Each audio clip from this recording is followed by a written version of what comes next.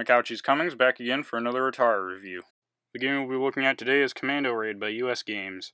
Released in 1982, the game itself borrows a lot of elements from both Missile Command as well as Air-Sea Battle, two of the greatest hits ever released on the Atari 2600.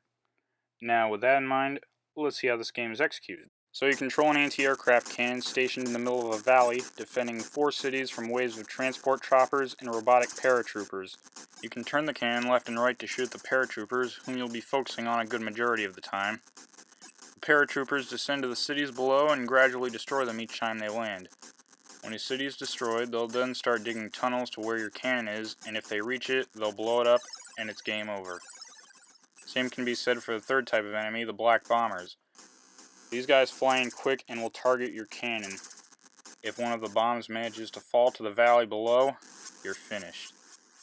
Now the bombs that they drop aren't that fast, but with both the bombers and robo-paratroopers to worry about, it's where the game can get most intense. The game has 8 levels of difficulty, each one getting harder and longer as you progress. Every time you beat a level, the paratroopers will change in color to help distinguish. And with every 10,000 points, the city with the most damage will be fully restored, or one city chosen at random if you have multiple cities with most severe damage.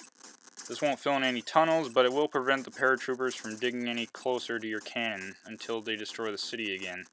Now with the cannon, you can only position it so low, which really ups the challenge of defending the cities. But what's really interesting is being able to modify the gameplay with the given options. The left difficulty switch lets you toggle between either straight or steerable shots.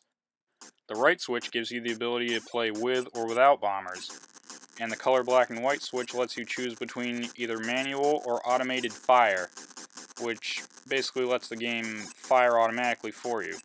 Unlike a lot of games for the Atari 2600, it doesn't use the game select switch. It's kind of an interesting setup, and it's pretty impressive that they give you that many individual options. My only complaint with the game is that aiming and hit detection can be a little awkward at times, and as the game progresses, you'll probably find yourself firing at the same target more than once, especially with the paratroopers. One thing that might confuse new players is that you start a game by pushing up on the joystick and then pushing the fire button X amount of times.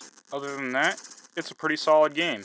The graphics and sound are pretty good for its time, the sprites are well detailed, the sound effects are top notch, and the sunset or sunrise in the sky is good enough that Activision would have been impressed back in the day.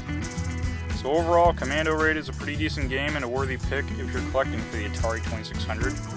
Could have used a couple tweaks here and there, but in the end, it's a good war defense game, right up there with other classics of its genre. Thank you for watching, and I hope you've enjoyed the video.